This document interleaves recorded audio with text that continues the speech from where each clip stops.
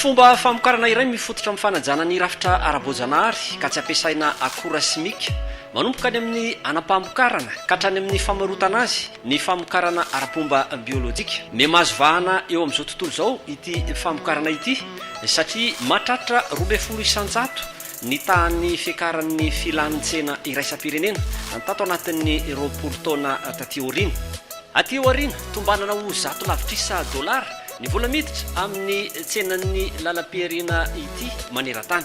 Ho antsika eto Madagasikara manokana dia efa manaraka izay fivoarana maneran-tany izay ihany koa isika satria tamin'ny taona 2014 17 tapitrisa euro ny vola niditra azo avy tamin'ny famarotana ny vokatra biolojika. Mahatratra 3 alina ireo tantsaha misehatra ao aminy, 20 kosa ny ondrina tantsaha misitraka fanamarinana na ny certifié bio. Eo amin'ny 17 ireo orinasa mampiasa mivatana piasa hatrany amin'ny 7,000.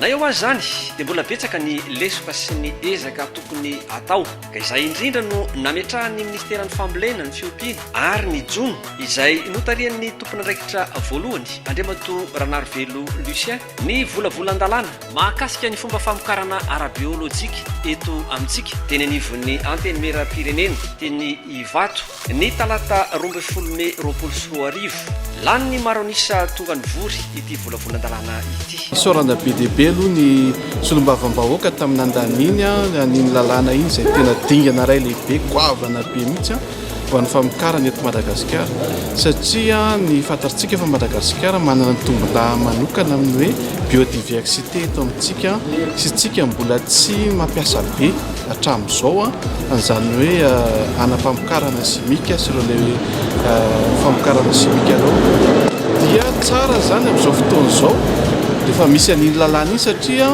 betsaka ny miteny biolojika fa tsy azontsika toko zany amin'ny mpanjifa na mpamokatra iza tokoa ny tena biolojika izany tsy biolojika satria tsy manana lalàntsika zany hatreto na maritana mazava tsara n'izany ifampifehezana anatin'izany.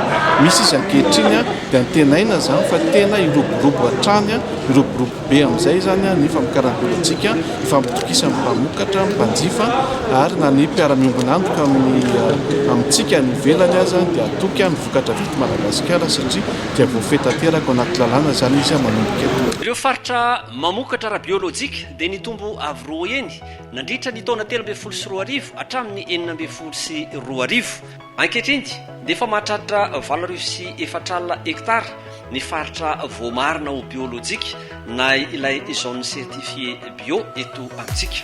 Lansoma tsara teto anivy ny anteny mera ny volavolan-dalàna mikasika famokarana biolojika.